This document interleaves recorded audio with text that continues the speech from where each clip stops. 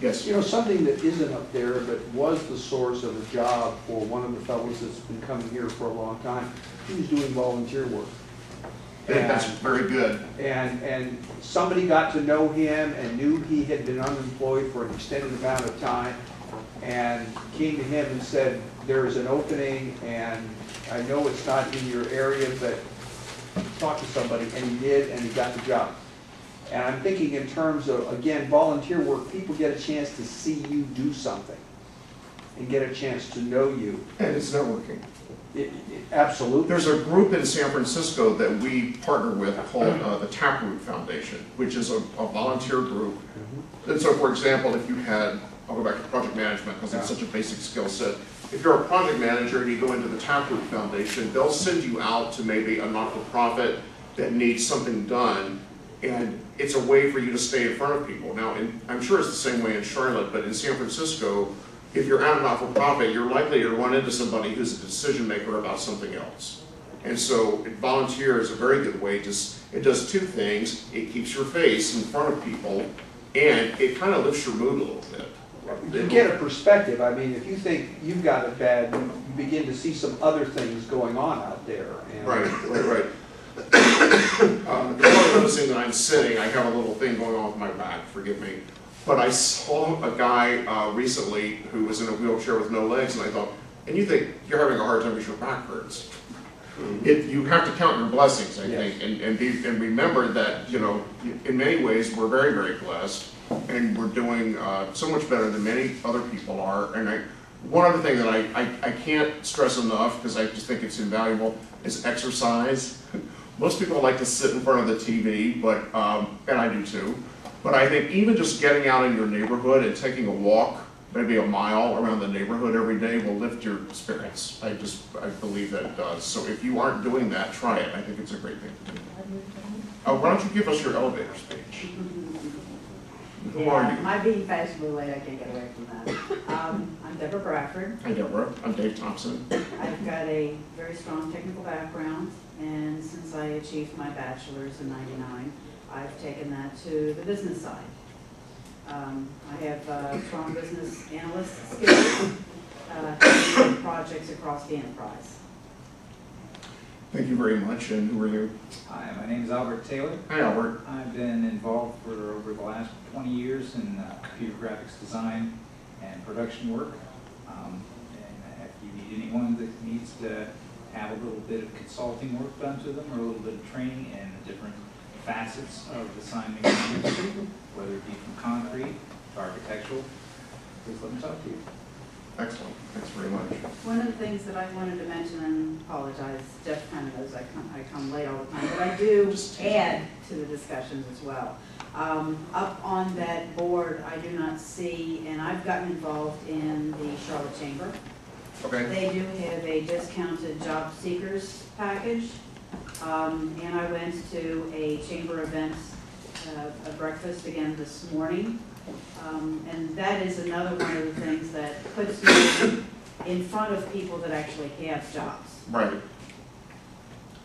And just to, there's a number of other chambers besides the Charlotte Chamber. There's the Matthews Chamber, there's the Lake Norman Chamber, there's just go Google Chambers. It's got to a point I need a secretary at this. Yeah, no. But a lot of people don't know that there's not just one chamber. Yes. The Matthews one has recruiters at their sessions. Not all of their sessions, but I've been to a lunch meeting where they did have recruiters present. Right. Who has other questions?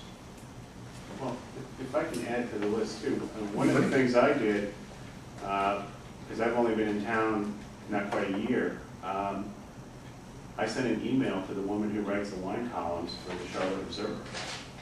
You know, just out of the blue, and introduced myself, and she responded, and I got some very good information about her. So it was just kind of a cold call. Contacts. And I'm going to stretch it to include LinkedIn. I'm really glad you pick up the phone and call people. That's invaluable. LinkedIn, Twitter. If you're not doing it, at least give it a try. and other social media.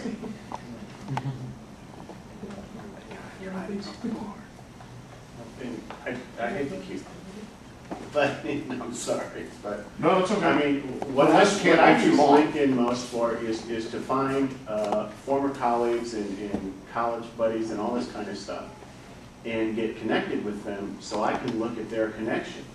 Well, I think that's alumni groups. Yeah, okay, Right. because I, Where'd you but go to I college? zero in on their connections. Where'd you go to college? College of Worcester, small school in Ohio. In Ohio. So it seems to me that there are lots and lots of people in Charlotte from Pennsylvania, Ohio, Michigan, New Jersey, and New York. So if you are from any of those places, you know, I think there are ways to tap into that. Yes, Morgan. One of the things I'm trying to do, or would like to do, would be to find and then network into a company with hopes of selling them an invention I have, a prototype for.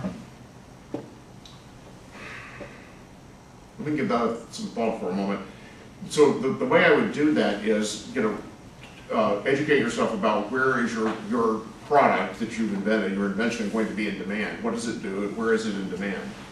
So what does it, can you tell us what it Yeah, does? I can tell you what it does. I just can't tell you how it does it. Hence the, hopefully the future patent, right?